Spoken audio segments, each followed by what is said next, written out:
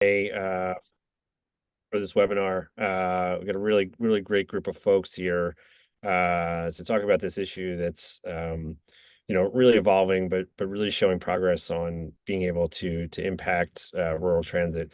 My name is Mark De Laverne. I used to serve as Chief of Mobility Innovation in the city of Detroit. And this issue of rural transit doesn't seem like it fits Detroit, but we have lots of areas in the city where we have extremely low density, where fixed route doesn't work. And we've been thinking through this idea of using technology to be able to better serve those pieces, but obviously has lots of applicability similar to a lot of different rural services across Michigan and across the country. So we have a really great panel of guests today. We have Liz Taylor and Robin Phillips from the National Rural Transit Assistance Program, which will kind of look at a very macro view across the country.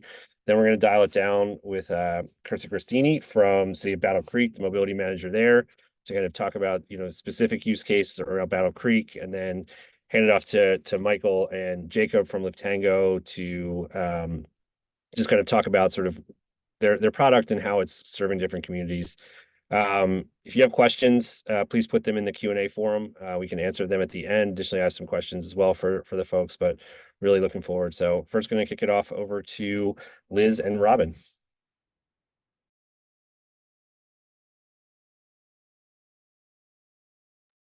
Okay, hi everybody. My name is Liz Taylor. I am the Assistant Director at National RTAP, and give me 1 second. And I'm joined by our Executive Director, Robin Phillips.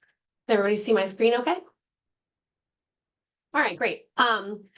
So Michael asked us to present, and at National RTAP, we're not doing research in this area, and we don't work a lot with pilots, but what we do and what we try to be is a hub of information for all things rural transportation related, rural public transportation related, and microtransit is one of those topics. And so we kind of pulled through partner organization reports and research and guides, and we had a conference at the end of last year and had a couple presenters. Unfortunately, Michael came down with COVID and couldn't be there to do his presentation, but we had a bunch of case studies. And while I wasn't in any of those presentations because we were running the conference, I pulled from some of those. So what we're going to do, here today is kind of present a little bit about, rural transit and how microtransit can help with some of the issues that rural transit faces.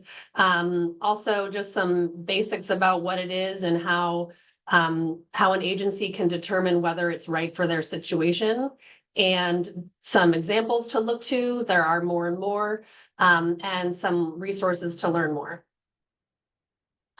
First, I'm going to do a very brief overview about National RTAP in case you're not familiar with our organization. And then I've listed some of the resources that I, directly pulled from. So, we're all about using existing information and sharing information and not reinventing the wheel. So that's what I did here today. So if you're not familiar with us, we are a technical assistance center created in 1987, I believe. We're funded by the Federal Transit Administration through the Section 5311 program. We provide no-cost training and technical assistance resources and services, and we're targeted to rural and tribal transit providers and the state RTAP programs, but anyone can use our resources with a few exceptions. And, we're really just here to help. We are guided by a review board. We do have a solicitation open right now for new review board members, and Kevin Wassam from Michigan DOT is on our board, and we've had some others. So learn more about us and all of our resources on our website. And this slide just kind of breaks down the areas that we focus on, hard copy training materials, but also information in different formats like toolkits, technical briefs. We have an e-newsletter. We have some technology tools, Procurement Pro, a cost allocation tool, GTFS builder. And we provide networking through roundtables, conferences, and just, connecting people, say, oh, we can connect you with them. They have a similar problem, or, can share what they've done. And then we answer, questions big and small. So reach out if you are interested, and we'll see how we can help you.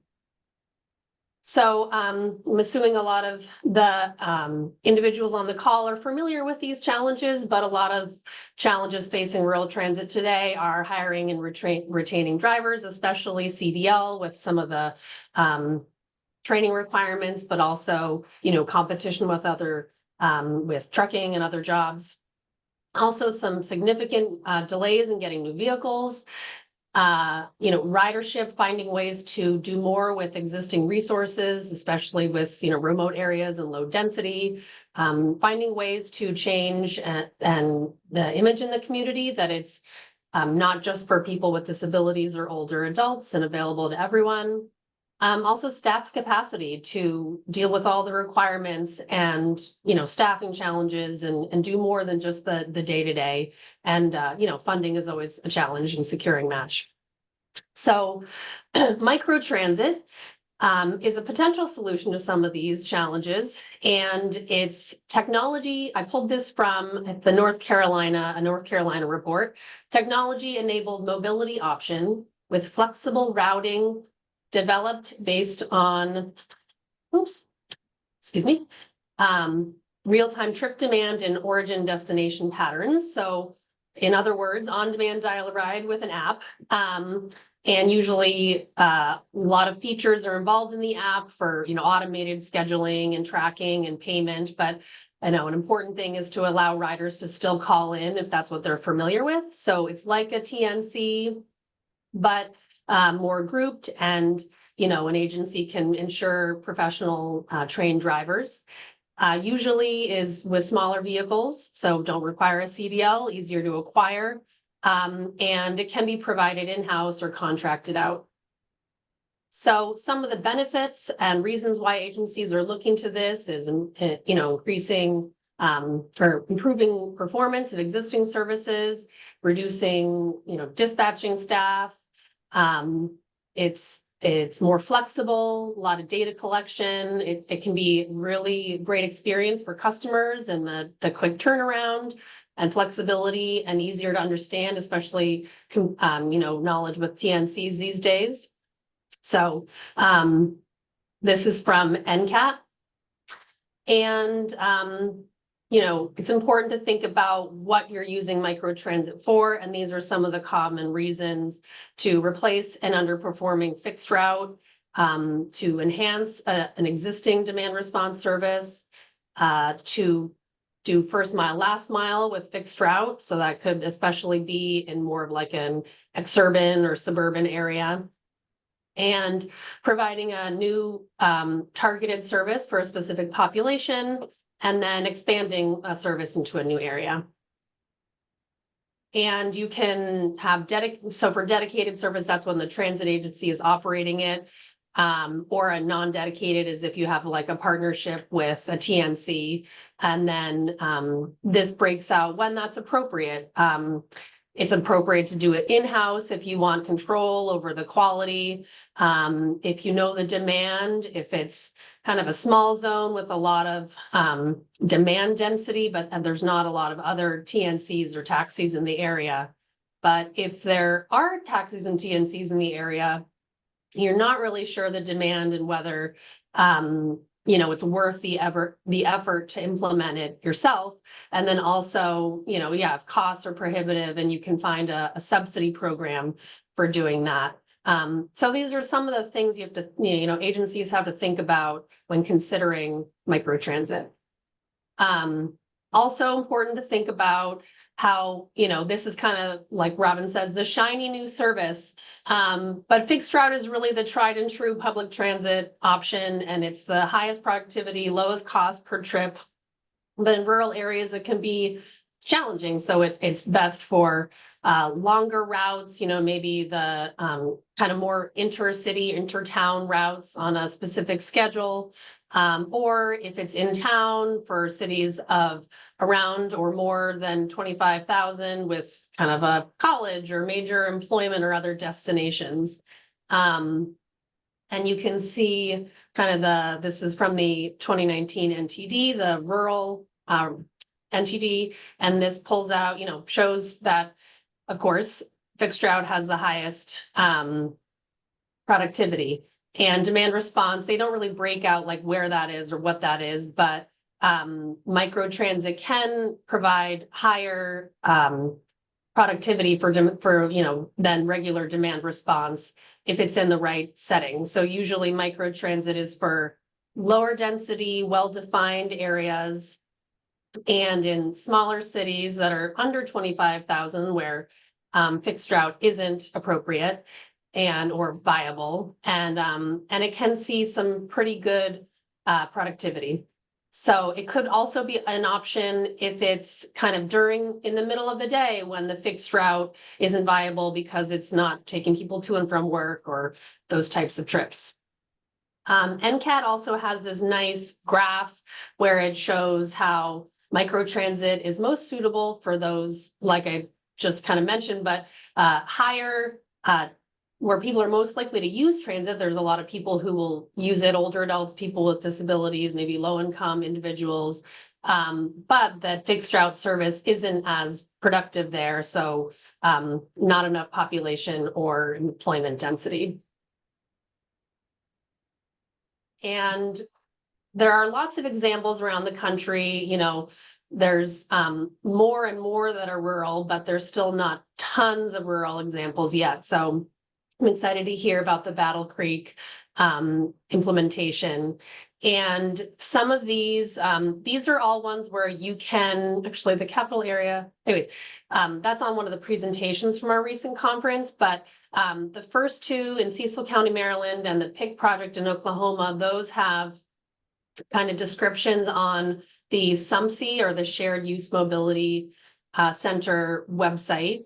And I'm going to focus on the first one. And for the capital area rural transit, that was presented at two different presentations at our conference, and they're seeing some good results there. And then the last two in Virginia are described in a report that was done by the Virginia Department of Rail and Public Transit. So I heard about this project in Maryland, and this is an example where they got a FTA grant, and they decided to use it specifically for people recovering from drug addiction in this rural Maryland county. And they partnered with some recovery houses. They started with one, and then they increased over time.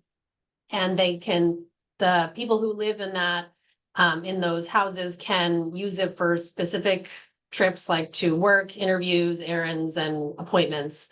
And they saw, it's been really successful. They want to expand it, but they really wanted to start small to make sure that they could handle the capacity and meet the pickup times, and because otherwise you can, lose faith and people won't trust it. So that's one kind of specific example. And again, you can read more on the SUMC website. And then this is the capital area rural transportation system in Texas, kind of out, I believe, outside of Austin. And just showing that it's a small area, 10,000 people. They're focusing on an area of 7 square miles. It does have some significant destinations in the area. They're just using 2 vehicles, but they're getting over 100 riders per day. So it can be really successful when it's in the right situation. Some of the challenges that I gleaned from some of the examples are, if you're in a rural area with limited internet, you really do need to be able to get updated trip requests and routing and things like that. So when there's limited internet and cell coverage. I think they switched from tablets to smartphones, or, there was a way that they kind of adapted to make sure that they could still communicate. And, technology is always a challenge, procuring it, but then adopting it. And especially if you have older drivers, sometimes they don't like change. So, that's something that has to be really intentional as you're implementing. Also, customer technology adoption. A lot of agencies are still seeing a lot of calling in for their trip requests because that's what they're used to. Technology procurement, knowing how to do that well, making sure you're, procuring what you need and asking for everything you need. And then again, ridership growth, making sure you're not biting off too much, more than you can chew, but making it a good service for the customers. And then if it's a pilot, how do you incorporate that and make sure you have sustainable funding going forward. But, the pilots are really useful for testing things out and proving that it's viable and that there's demand, especially kind of in a new area or a different strategy. So this is, you're not going to read all this, but we can provide these slides or all these links. But there's some really great information in the NCAT guidebook. It's not specifically focused on rural, but it gives you a lot of good things to think about, and kind of checklists and how to make sure, like, as you go along, you're thinking about all the right things. Again, this SUMC has a bunch of good case studies and information. The report from North Carolina has various case studies and guidance. In our transit managers toolkit, we have some information about planning and evaluation, and there's a section on microtransit. The presentation by Ken Hosen, I pulled some information from his presentation, and that all the presentations are on our website. I also pulled from Kai Monast, who did the NCSU, that report, and Todd Hansen at Texas A&M Transportation Institute. The Virginia report's on there, and that has those 2 case studies that were really interesting, and if you want to get more in depth. And then wanted to put the Rural Transit Fact Book, which is a great resource for, they analyze the MTD data and have some great takeaways about rural transit. So I wanted to just say a little bit about, what we're looking at is just how does technology help your system in your rural area improve? And one of that is that there's same-day service, which has been something that many systems have had a really hard time with, having 72-hour, 48-hour, 72-hour, 24-hour waiting times for people who are just trying to get a ride. And microtransit can help systems that are doing things that way go to the next level with community support.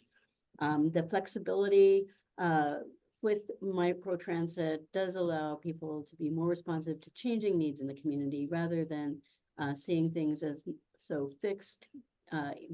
Even using demand response, people will have a fixed area, fixed people, fixed services, fixed times.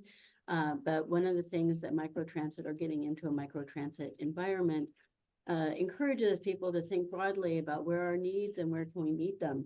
And the improved communications that come through the use and implementation of technology builds a better rapport between the community and the customers in the community and the system, so that you're getting a tighter feedback loop and are able to move forward. So I think Liz has put together basically a compendium of information if you're looking at how do you move forward with one of these ideas. And I'm really excited that if any of these this information is helpful for you to take that next step, that's great. Yeah, Robin, I was going to say the same thing. I've never seen a presentation sort of that like comprehensive on sort of intro to microtransit. So Liz, really job well done. And Robin, appreciate your closing remarks as well. As Kirsty gets this up, I think one of the things that you read a lot of these articles about microtransit, and a lot of it's, focus in cities and things like that.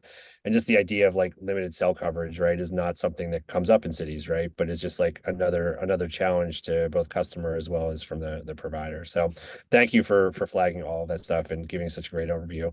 Now I hand it over to Kirsty to kind of dive a little bit deeper into the work that she and her team have done in Battle Creek and Calhoun County. So good morning, everyone. Again, I'm Christy Gristini. I am the mobility manager here at Battle Creek Transit. And I just kind of want to share our success story that we've had with BC Go, which is our microtransit system that we are currently operating. Before we jump right into the details of BC Go, I thought I would first start out with a little bit of information about Battle Creek Transit, in case you're not familiar with our area or our agency.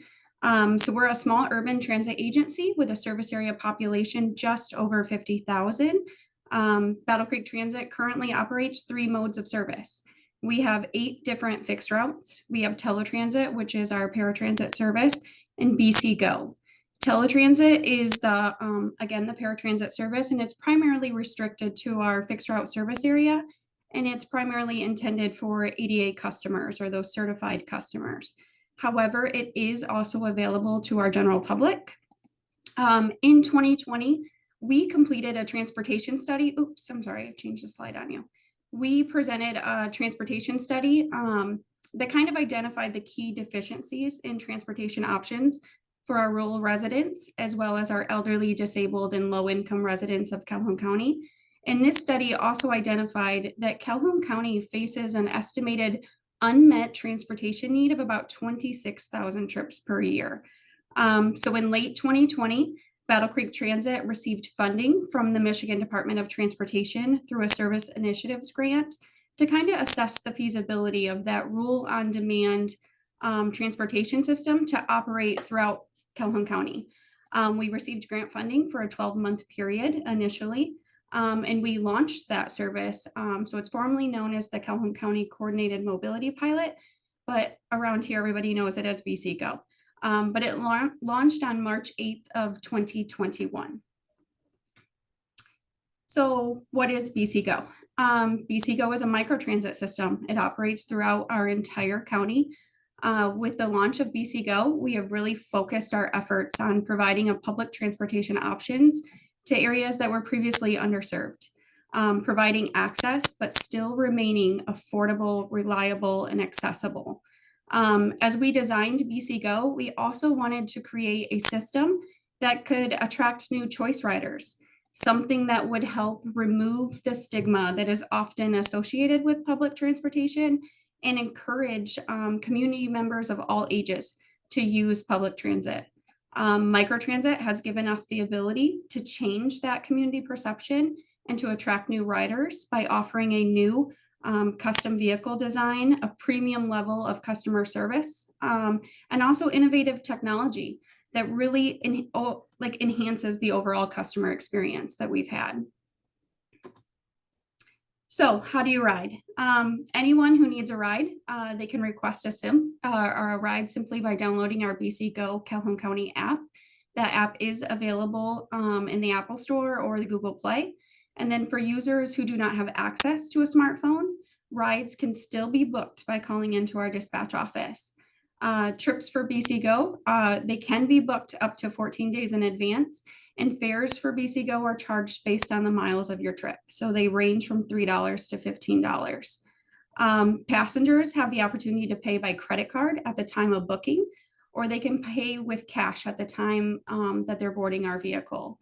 BC Go is also a rideshare system, so the technology has the ability to match multiple users who are traveling in that same direction, which promotes efficiency in our service and in our resources.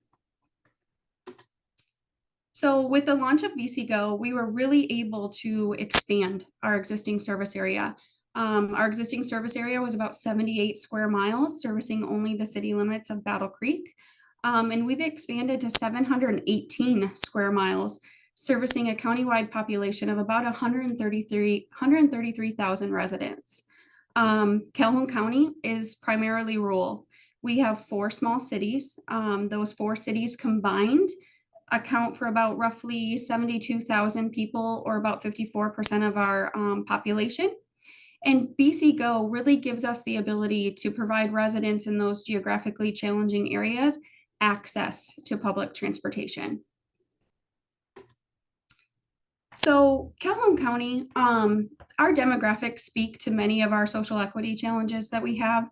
69% of the county's population is at or below 150% of the federal poverty line. That is well above the national average of 25%.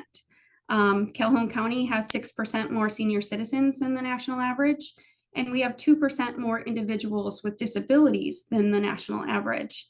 There is also a significant number of households with no access to a personal vehicle, and more than 20% of our households only have access to one vehicle.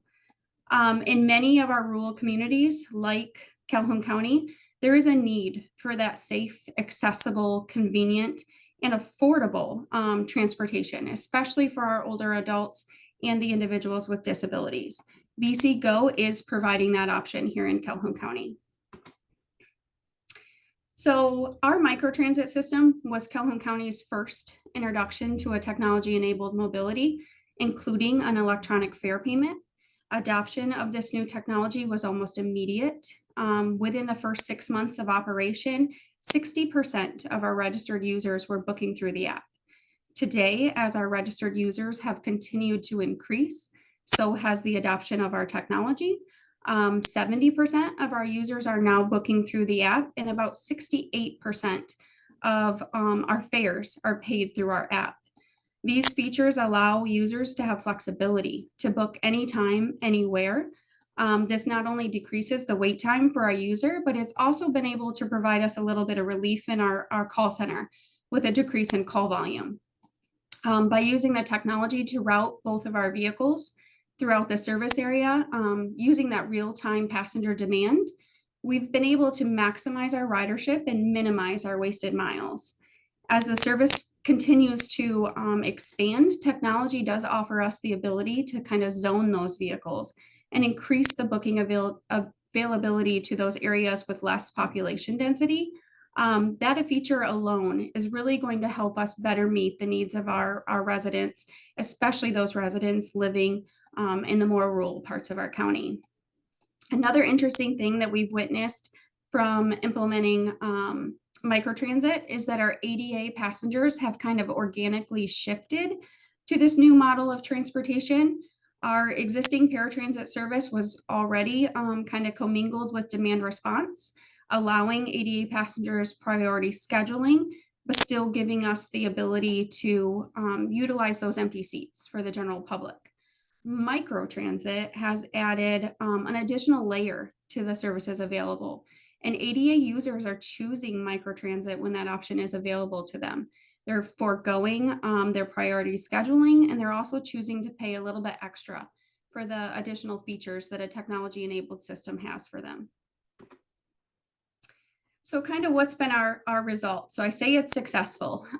So BC Go has had 4,895 user profiles created for this new model of transportation, in which 5% of those users travel with a wheelchair and account for about 33 mobility assisted trips each month.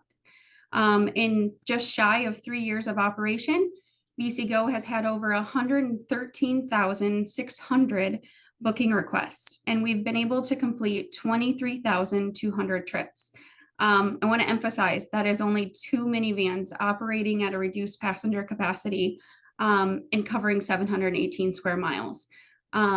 It's a lot of demand, and we're covering a lot of ground, but it shows that microtransit can be successful in rural parts of your community. So we've learned that many of our riders have come to depend on BC Go as a primarily mode of transportation. And we attribute that in part to the fact that the service is reliable and it's punctual. 90% of our pickups and our drop-offs are made either early or on time. And then we've also noticed that our shared ride system is working. 37% of our trips on BC Go are shared trips. We're matching passengers who are traveling in that same direction. We're maintaining efficiency in our service, and we're utilizing our assets to the fullest. So before I jump in a little bit further into, the data that we've been able to capture, as we look at this data, I just want everyone to remember that not everyone lives with the luxury of owning or having access to a private vehicle. For people such as those with disabilities or even seniors, traveling can be a difficult task that can require extensive planning, and it can be expensive and it can be restrictive. Public transportation plays a vital role in helping these individuals move around and actively participate in their communities. So the first graph that you have up on your screen today, or map, is of our requested trips on BC Go. As you can see, there are higher concentrations of trips around the Battle Creek service area. But what is more important to me when I'm looking at this map is the amount of trips that we have coming from the more rural areas of our community. With the launch of BC Go, we've provided these residents with access to healthcare services, employment, social services, even access to community activities. Providing our rural residents access to public transportation really enhances the overall economic growth of our community. Next is a map that shows our key requested destinations. We have high points of ridership, honestly, throughout the entire county, as you can see. Some of those key requested destinations that are big for us is our Fort Custard Industrial Park, Firekeepers Casino and Hotel, Walmart, Thunderbird Village, Grace Health, Charitable Union, and the Oaks of North Point Woods, as well as our Battle Creek Area Transportation Center, which is our local train station. And those of you that aren't from Battle Creek, you might not know those, but those areas are there are low income housing facilities here. There are senior citizens. They are the places that people go to work, places where people go to receive healthcare, or even places where people go to engage and socialize in community activities. Transportation, especially rural public transportation, is providing that connection that these residents need. So an estimated 25.5 million Americans have disabilities that make traveling outside of their home difficult. Of those, 11.6% Americans indicate that difficulty is due to traveling in a wheelchair. The map on our screen now shows the trips that have been completed by users who travel in a wheelchair on BC Go. It is important to note that prior to the launch of our service, the majority of this service area was previously underserved. Transportation options for these individuals were limited, and in most cases, they were only available for medical appointments. BC Go is really providing these rural residents with expanded access. So, like it was alluded to earlier in the presentation by Liz, we are facing a driver shortage. So it's a nationwide shortage that transit agencies across the nation are currently experiencing. And this shortage has caused us to make some changes to our current operation levels that we have. We've had to scale back on some of the service hours of our fixed route service due to not having enough drivers. And we've had to brainstorm ideas on how can we best serve our community as we work through this driver shortage. Just recently, we decided to hire more non-CDL drivers, or drivers to operate our microtransit and demand responsive service. And we were able to kind of shift that service to the community without any advertising. We noticed an immediate response from our residents. So we added 2 more vehicles to operate, and those vehicles were immediately full, 14 days out, just like we've experienced on the 2 that have been running since 2021. Though what was interesting in that data was in the first month, we seen that we were booking 79% more trips. So our merged or booked trips in our system went up by 79%. Our passenger count went up by 80% in the first month of launching these 2 new vehicles. So it kind of takes me to the end. We know that there are economic, operational, and social barriers which result in the underserved communities in Calhoun County. We know that providing transportation to those geographically challenging areas while still remaining affordable and reliable is also a challenging task. But we also know that it has to be done. Why? Because we believe that public transportation is a fundamental right. Access to transportation can provide additional opportunities for education, for employment, and even healthcare services. Access to transportation combats social exclusion. It allows people to participate in the economic, political, and social life of their community. And it allows our older adults to age in place, providing them with independence and freedom, which has a positive impact on both their physical and their mental health. With the launch of BC Go, we are addressing all of those barriers, and we are reconnecting our county residents with those connections that they need. So thank you all. Thanks, Kirsty. That's a really powerful way to close. Obviously, you should all be commended on, just both launching any sort of new service, but also sort of your ability to pivot and sort of, figure out something else is working and be able to do it. So really impressive. Gonna have Michael from Liftango close us out here. And just as FYI to everybody attending, we will send all these presentations because there's just so much good information in everything. So I want you all to have that information. So here, I'm going to hand it off to Michael, and then we'll just do a little Q&A at the end if we have time. Awesome. Thanks, Mark. And thanks, Christy and Liz, for the great presentations. Tearing up a little bit here, Christy. I know I work on that project, but it's so key to our mission, the communities that you're serving and the results that you're getting. So it's really nice to hear it in a presentation format rather than just looking at the numbers on Tableau. So thanks for joining, everyone. We're going to quickly run through some of the challenges that are faced, or the challenges that we're seeing in rural and small urban transit. And then we're going to talk particularly how our technology has been designed and continues to develop to help support some of these challenges. We'll probably take about 5 minutes for the presentation. So just a reminder, if you do have any questions that you want to ask any of the panelists, feel free to drop them in the Q&A as we go through. And then Mark can field those at the end. So looking at sort of the top two challenges with older populations, low densities, and a lack of transportation access, particularly see a lack of transportation access for people with low income, non-emergency medical transit, potentially people who are unbanked, and disabled and youth riders. What we're seeing with microtransit is that with the same amount of assets, i.e. the same amount of vehicles and drivers, we're able to actually service larger zones. As Christy kind of pointed out pretty nicely, in increasing access for the communities that we're serving wider than just like the hubs of the populations within these counties. We do that predominantly, we spend a lot of time up front designing the service and running pre-launch simulations. The idea behind that is to understand the demographics that we're rolling out services to, and making sure that we can target marketing and support towards those specific populations.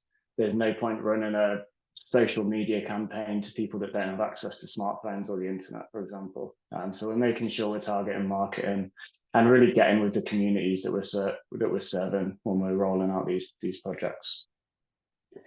One particular one is a carer booking option. So if people live in nursing homes, people that work there, like the nurses or the reception staff, are able to book rides on behalf of their residents. So people that don't have comfortability with technology can also access the service. One key element, and there's a whole slide on this later, so I won't go too much into it later, is guaranteed pre-booking. This helps build a lot of trust in the service. And then a point that Liz mentioned about fixed route productivity. We know that fixed route is the most productive form of transport on the roads, and we completely agree with that. And where it works, what we want to do with our microtransit services is actually link into those fixed routes and coordinate. So what we can do is on the trunks, we can have the fixed route that can carry much more people at a lower cost, but actually connect people to those fixed routes along the edges where people may have longer walks to get to bus stops, for example. And then the final way to sort of improve access to these populations is the easy to use interfaces, but Christy touched on it a little bit around multiple booking methods. So you can call, you can book through the app, potentially flag down the buses in certain cases and certain services. And then a number of different payment methods as well. Some people aren't comfortable putting their credit card on an app, which is fair enough. They can pay on the bus, or they can prepay credit within their account. So there's lots of different options to make sure that the service speaks to the individual that's trying to use it.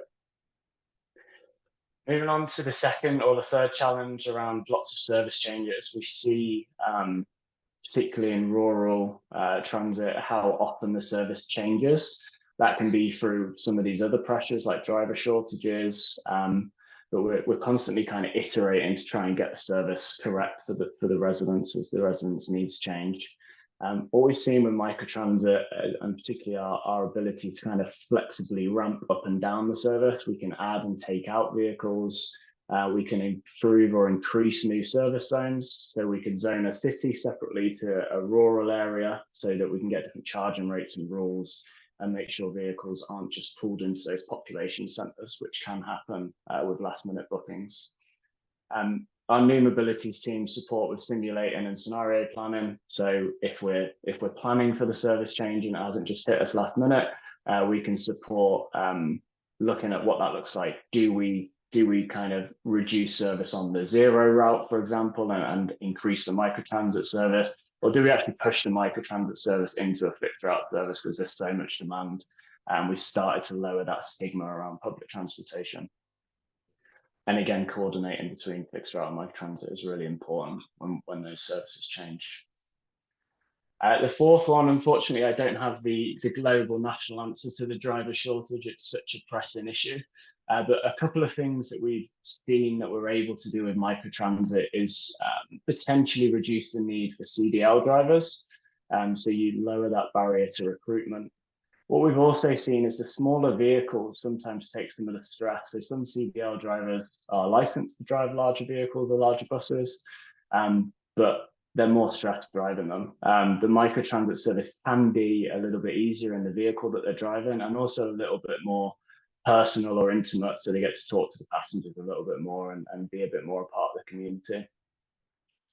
We're exploring partnerships with autonomous vehicles. This may be futuristic for some agencies, but we are building those integrations as we speak, such that when the agencies are ready to move towards that, as this driver shortage potentially gets worse and worse, that may be necessary, we're ready to integrate with them. And we're also building the infrastructure to overflow to volunteer drivers. So in a lot of these areas, we see that there's sometimes pretty robust volunteer driver programs. And if we can help from a passenger perspective book a ride, whether they get a volunteer driver or a non-volunteer driver, we can kind of help with those demand peaks as well and support this issue. And with the volunteer drivers, that kind of speaks to our coordinating across multiple operators. We run rural services across the world, and in some places there's a lot of different operators or services, some potentially run by local healthcare facilities, some by organizations, like my big brother and big sister type organizations, the local transit agency. And it can sometimes get confusing for passengers about which one to book or where to go. So within this kind of microtransit technology world, we can coordinate those operators and have either separate applications or separate booking methods for the different ones, or we can have one booking method that automatically assigns people to the right slot. So it helps that coordination across different operators. And then finally, some communities struggle with the simple act of language within transport is a barrier. People just don't understand how to get on the bus. They can't read the sign and they're not confident talking to the driver. And so the technology that's passenger facing supports that access for those people. Liftango is available in 14 languages to date. For example, we don't have Tagalog, but we could add that in if there's a large Filipino community that is in your area and wants to use this service. So I wanted to zoom in on the guaranteed advance booking a little bit. I know Liz mentioned about building trust within the service, and this can be difficult, particularly there's two different ways that we've seen microtransit providers obtain bookings. One is a last minute optimization or booking, And what they do is, even if you book in a week in advance, they say, yeah, we've got your booking. And then 10 minutes before the ride, they look for a vehicle. Now, in areas like Calhoun County, where we've got 2 vehicles covering 718 square miles, that can get problematic because the vehicle could be 50 miles away. And if you're going to a medical appointment or you need to connect to an intercity transport, that just doesn't work. And once that doesn't work you stop using that service. The way we do it is, when it's booked, even if it's a week in advance, it gets allocated directly to a vehicle there and then. So there's no issues. And from there, everything's optimized around that initial booking. So it builds a lot of trust and confidence. And we're seeing results. As Christy mentioned, the service in Battle Creek is reliable and punctual. And that's really what we want to see. And that's really what we're seeing, just guaranteed advance booking. And one final one, a lot of the transit agencies on the call know this one, big challenge around funding. So particularly for those in Michigan, I just wanted to mention, I'm sure most of you have probably seen it, but there's a grant out at the minute from the Michigan Department of Transport and the Office of Future Mobility and Electrification. And we really like this one because there's a couple of things. It's really people focused. And secondly, there's routes to sustainable funding. So again, Liz mentioned that there's a number of pilots in this space that just drop off after funding's gone, and people become reliant on these services. So we really like this potential grant because it's already thinking about that financial sustainability of the service as we move forward.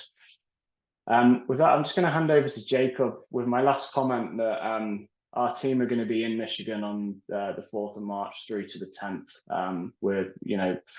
We're pretty focused on the state and particularly interested in the Equitable Mobility Challenge. So happy to come and meet in person or connect before that if that's of interest.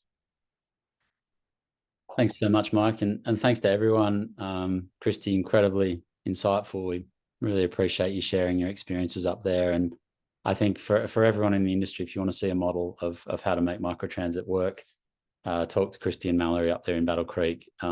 Incredible effort and achievement that they've done.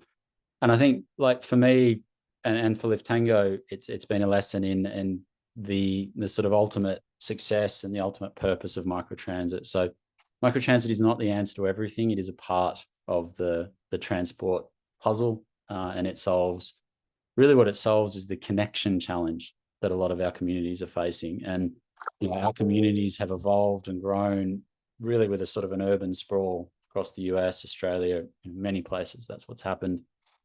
And so the traditional methods of fixed route, which are really focused around capacity, moving as many people as possible, are struggling to work across all of those areas. It still plays a really, really important role. It's most certainly an and between fixed route and microtransit is how we see it. But to see the success in a community like Battle Creek is really, I think, points to a lot of lessons for everyone in this space. And it's come from ignoring a lot of the experts or the kind of the things that tell you what won't work. A county-wide microtransit service shouldn't work. There's not enough density. It's too big. It's been successful from day one. Elderly people will not use technology. They do. And credit to Christy and the team. So when they started, I think it was more like 20% of the bookings were coming through the app and most through the phone. And they have educated their customers and have changed that. And now people are using the app and enjoying it. People won't pay extra for a microtransit service, particularly when we're serving people who are struggling financially. Yes, they will, because it's still more cost effective than owning a vehicle or taking a taxi. So they've really shattered a lot of the kind of barriers that we put in place. And I think, that's what I've learned from Christy and the team. If you take anything from this presentation, is try. There are so many great options out there now from technology and ways that you can attack this problem. And what we've seen there, the incredible sort of interest, 113,000 trips that have wanted to use this service. Christy's greatest problem is she needs more vans and drivers. What a terrific problem to have in a public transit setting in these environments where we've been told public transit maybe isn't needed or doesn't work or will never work. Well, it really, really can. So I think, learn from this, and I think a great direction forward from the industry. And I'll hand back now to Mark. Thanks, Jacob. If I can ask everybody to come back on camera, just have a few questions. So just kind of want to start off, and I think Michael covered a little bit about this, but what you all sort of have seen or sort of believe to be the biggest challenge for customer adoption, right? For both a new type of service and a new type of technology, and sort of like also how you get over those types of challenges. You want to take that one first, Christy? I think. Sure. Yeah. So for us, the technology really it was what the community already needed. We just didn't have the capital, honestly, to implement it on other services. We've been having customers ask for, to have more, to have the electronic fare payment available on our fixed route, to have different things implemented in the way we currently run some of our legacy services that we have. And we just, because of funding, we haven't been able to. We also know that there's a need. So we have Kalamazoo, just outside of us, with a larger transit agency, different services. A lot of people relate us to them, even though we're not equivalent in size. And so they expect us to have the same features. So really, when we launched the service, like I had spoke about and Jacob Stevens spoke about, we've seen the immediate adoption of the technology. It was there. We did do some coaching sessions with people who never thought they would be able to download an app and book a trip on it. So we made ourselves available to the public, but the want and the desire for the technology was already there, and it continues to be there. As we look ahead to what transportation looks like for us in the future here in Calhoun County, we look even further with how can we combine the way we run our fixed route, our demand responsive, and our microtransit into one platform, because everybody loves the technology. Everybody loves being able to pay your fares through the app and things like that. Plus all the perks that come with a technology enabled system, getting to know when your vehicle is on the way to your pickup, getting those text alerts and those notifications that we all live by on all the other apps that we use, let's be honest. So our community was really happy for that adoption of our technology, and it continues to take off. The adoption continues to increase. Yeah, and I think maybe to echo that, it's been interesting seeing the different places that microtransit's used and the relative success of Battle Creek versus some of those others. And I think what was very interesting for us is it should, based on theory, work better in more urban and dense environments. But actually what we've seen is in areas like Battle Creek, the usage has, and the need and the usage has been far higher actually. And there's this whole piece of they're not competing with Uber or Lyft or other methods. They are truly filling an unmet need. And that can be hard to quantify. Like Christy says, we knew we had demand. They knew that because they know their community, not because the numbers. Transit planners would have come in and said, oh no, your usage on your current public transit isn't very high. Like this maybe won't get used. You don't have the density. They've brought people back to transit who haven't used it in years. And that's something that I think everyone needs to look at, is these new technologies present an opportunity to have a service model that may bring people to transit for the first time or that haven't used it for many, many years. And so that unmet demand is something that I think should be considered in all of this, because certainly with their few vans, we've seen more use than some of the urban centres that we support that have multiple vans and lots of population. So that's something we'd add from our side.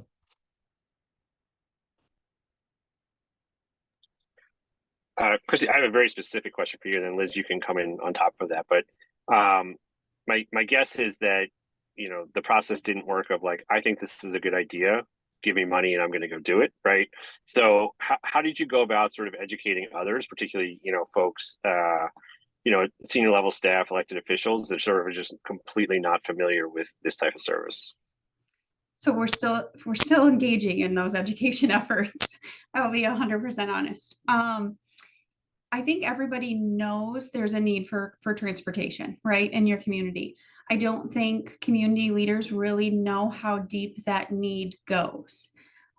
So as we have these conversations right now with community leaders, we're looking at the employment that everyone's struggling to fill. And we kind of fill those conversations with, but if we don't have public transit and we can't get the people to you, how are you filling your jobs? So everybody's starting to see kind of the trickling effect of it. But our initial scope for this project was really how the technology allows you to coordinate services with other transit providers in your area and kind of create some efficiencies in all of your resources. So we know that there's a demand in Calhoun County that far exceeds any public or private transportation provider who's currently operating here, right?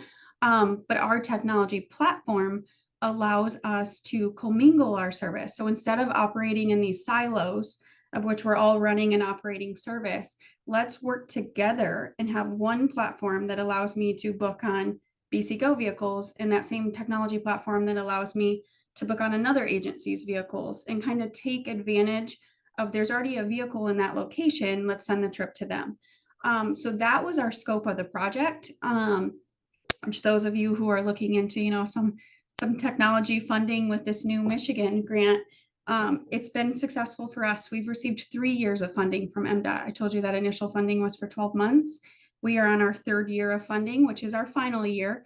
But the data that we've collected has allowed us to go after now transitioning into hopefully a countywide transportation authority. So our authority here in Calhoun County has formed. It now has a board of directors. So the data has really led those conversations to where we can kind of get our public and private agencies who operate throughout this community to merge together and kind of share a technology in the future. I don't really That's have great, anything to Liz add and to Robin. that. But Robin, do you have anything to? Well, no, I really want to highlight what Christy is saying about the technology that they're using is helping them access more. It's not a wall. There's the walled garden versus the open fields. And what you want when you get technology is not to create more of a barrier, but to open. And it's to enhance the permeability of access for the customers, because really at the bottom of this, you don't want to have all the coordination happen when the person is looking at their phone or at the computer or calling and saying, well, doesn't that run through here around then? Or can't I get on this intercity bus or on this fixed route there? That as much as you want, you want the systems and the investment to help that happen before the customer gets there. So the customer just has to say, I want to go from A to Z. And here's the way that can happen within this environment. They don't really care which providers are picking them up. They just care that it comes when they ask, and that they get where they want to go, and that they're actually being able to do that. And what is really frustrating is if you do implement something where you create great mobility within the project area, what about people outside the project area? Or if you want to go outside the project area? People do not live within a transit service area. They live within the world. And so the role of the transit agency is not to just serve that area, but to serve the people in that area to access where they need to go. And that I think that sometimes that gets flipped. And I really appreciate you highlighting how this program has enhanced the access and mobility for people within your community to utilize the resources that are available, whatever they are, not just yours. Thanks, Robin. It's a great way to close. So thank you everyone for attending, and definitely sort of thank you for our panelists, both from your leadership as well as your ability to cut some time out to share your experiences with everyone. The recording as well as the presentations will be shared with everyone. And yeah, looking forward to hopefully in a year from now, sort of hearing more successes, both from here as well as across the state. So thank you all for your time today. Thank you. Thanks, Thank you. everybody. So much. Great.